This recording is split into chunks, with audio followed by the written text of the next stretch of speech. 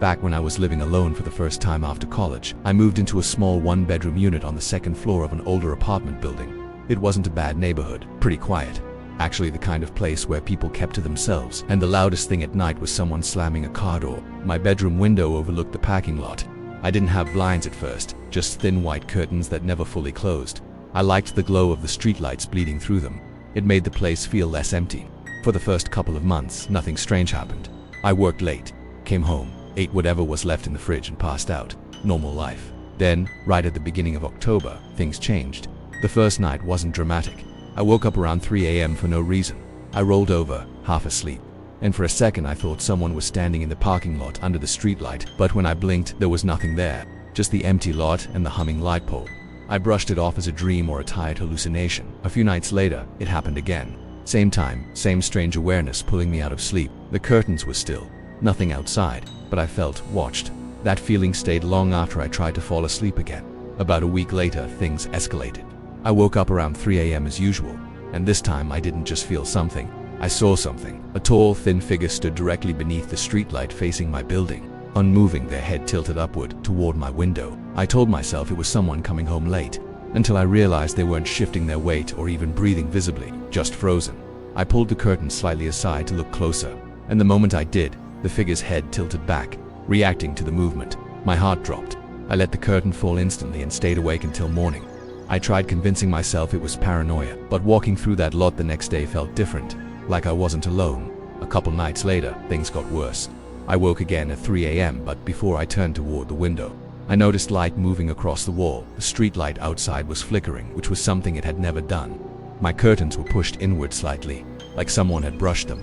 I grabbed my phone for light and slowly stepped closer. No fan, no draft. I listened. I swear I heard breathing through the glass. Slow, controlled, like someone standing perfectly still just outside the window. I backed away so fast I almost fell. At sunrise, I finally peeked through the curtain. No one outside, but there were faint smears of dirt dragged across the bottom of the window frame, like fingertips. I told the property manager, and she blamed raccoons climbing up the drain pipes. I didn't correct her. A week later, the last incident happened, the one that made me move. At 3 a.m. I woke with that same pressure in my chest. Everything was still and quiet. I almost convinced myself to roll over and sleep until I heard 3 soft taps on the glass. Tap, tap, tap. I didn't move. Then a whisper pressed through the window, low, slow, right against the glass. Open it. I bolted, grabbed my keys, ran barefoot to my car, and stayed there until sunrise. I moved out 3 days later. Now I sleep with blackout curtains, and I never look out windows at night. Some things aren't meant to be seen. A couple winters ago, I rented the basement level of a split house. Not a true basement. It was more like a semi-finished lower floor with its own entrance. The windows were ground level, so when someone walked by, I'd see their feet and ankles right at eye height. That didn't bother me at first. The neighborhood was quiet, mostly older folks who went to bed early. I was the youngest person on the street by decades. My life was simple. Work, home, TV, sleep. For months, everything was normal. Then one Thursday night around 1:30 a.m. I woke up without knowing why. I was facing the window, frost on the glass, quiet streetlight glow, total silence. Then I heard it, a voice outside, low and muffled, a man's voice. At first I thought it was someone walking by on the phone, but it didn't sound like a conversation. It sounded more like he was repeating the same phrase, over and over. After 10 seconds thereabout, there was silence. I shrugged it off and went back to sleep. The next night, it happened again, but closer, right outside my window. A man whispering in a slow, steady rhythm, to calm, to close. Then the whispering stopped, and I heard gravel shift under a shoe. Someone was standing directly outside my window. Fear hit me hard.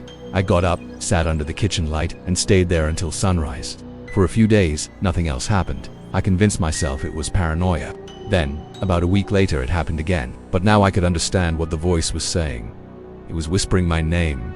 Adria. Hearing your own name whispered from outside your ground-level window at 2 a.m. is into cerebral paralysis. My blood felt cold. I didn't breathe. The voice came again, soft and mocking. Sleep, Adrian. I broke. I called a friend, drove to his place at 4 in the morning and didn't return until afternoon. Outside my window, footprints were melted into the frost. Someone had stood there long enough to leave clear depressions. The landlord claimed the camera on that side had been malfunctioning, so there was no footage. Things were quiet for a while. Until the final night, I woke up and immediately sensed someone outside again. Breathing this time. Heavy, slow. Then tap, tap, tap. 3 soft taps on the glass. I didn't move, then a whisper, closer than ever. like lips pressed against the window. "Look at me, Adrian," I refused. The silence afterward felt endless. When morning finally came, I checked outside. More footprints, deeper. I moved out 2 weeks later. I never heard the voice again, but I still avoid ground-level windows. And if anyone ever whispers my name from outside again, I won't look. Some things are better left unseen.